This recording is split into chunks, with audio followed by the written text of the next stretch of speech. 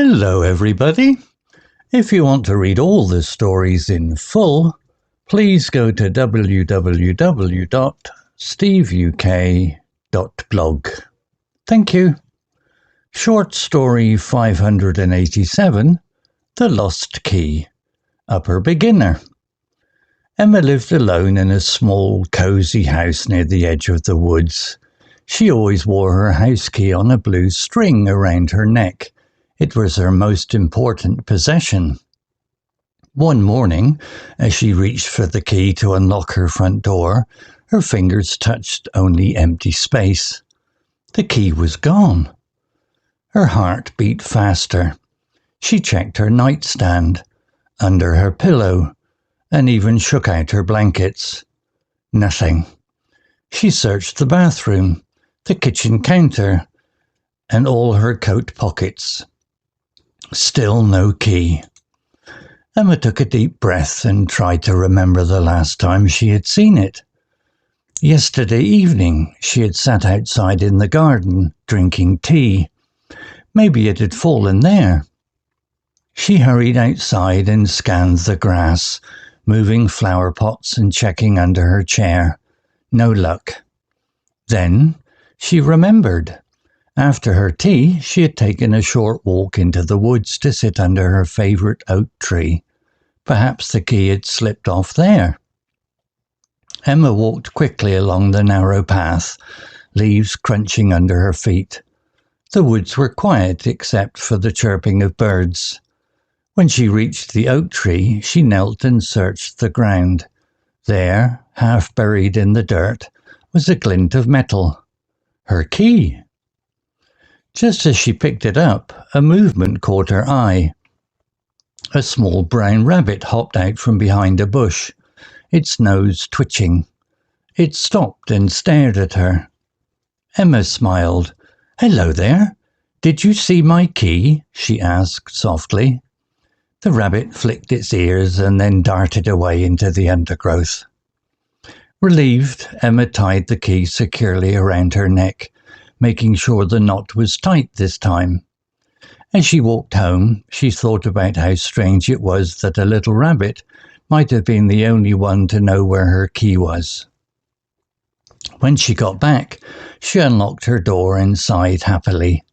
She made herself a fresh cup of tea and sat by the window, watching the woods. Maybe tomorrow she would bring a carrot for the rabbit, just to say thank you. Vocabulary notes.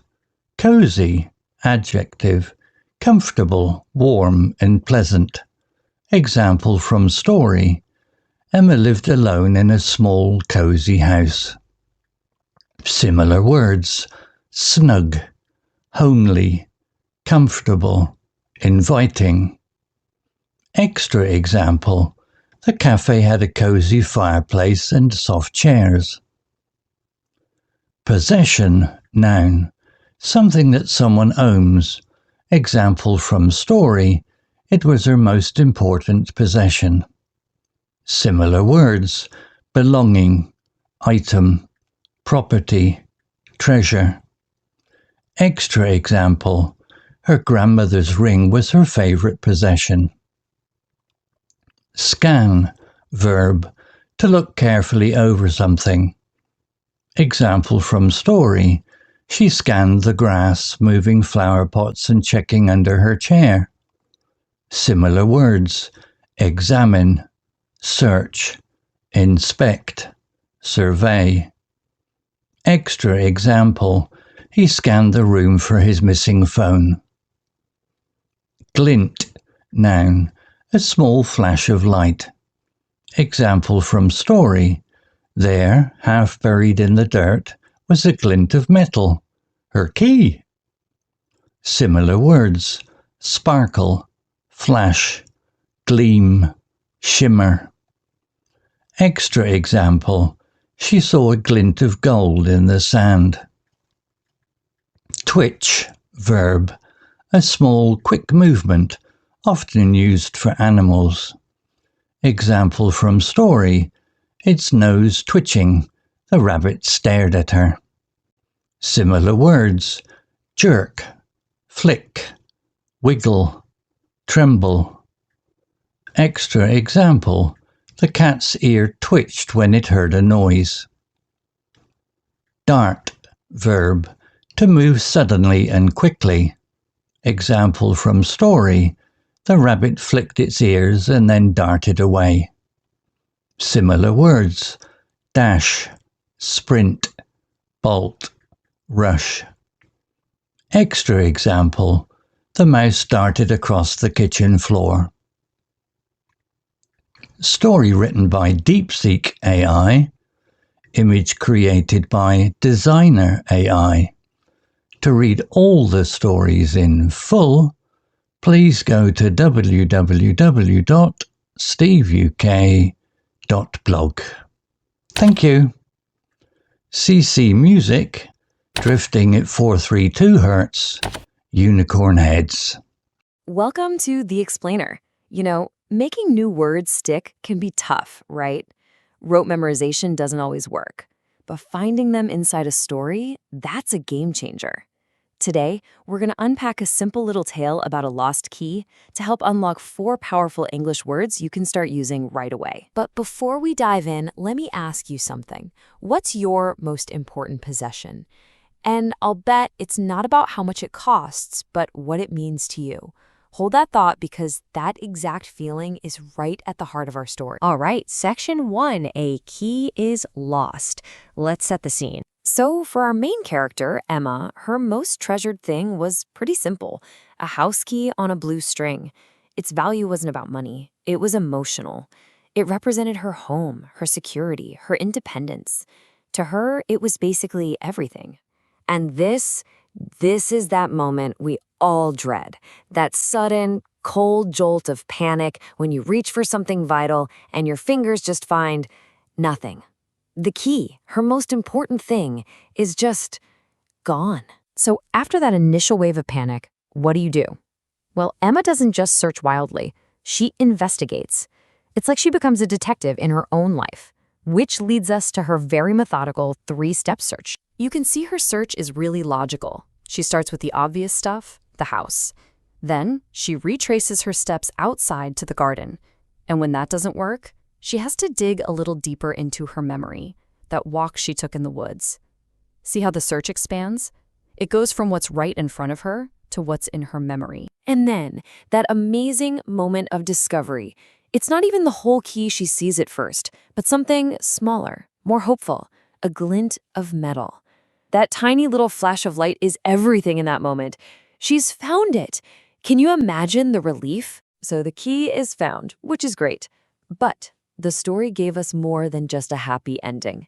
It gave us some fantastic vocabulary. So now, let's go back and look at the specific words that really made Emma's world come to life. Our first word is cozy, and this is more than just comfortable. It's a feeling, you know? It suggests warmth, safety, and this pleasant smallness, like a perfect armchair right by a fire. It's all about the atmosphere, the vibe. Now notice the power of this word in the story. A small house on its own might sound a bit lonely, but a small, cozy house? That feels warm, safe, and happy. That one single adjective completely changes how we picture Emma's life. Okay, on to our second word, which was literally the key to finding the key, a glint.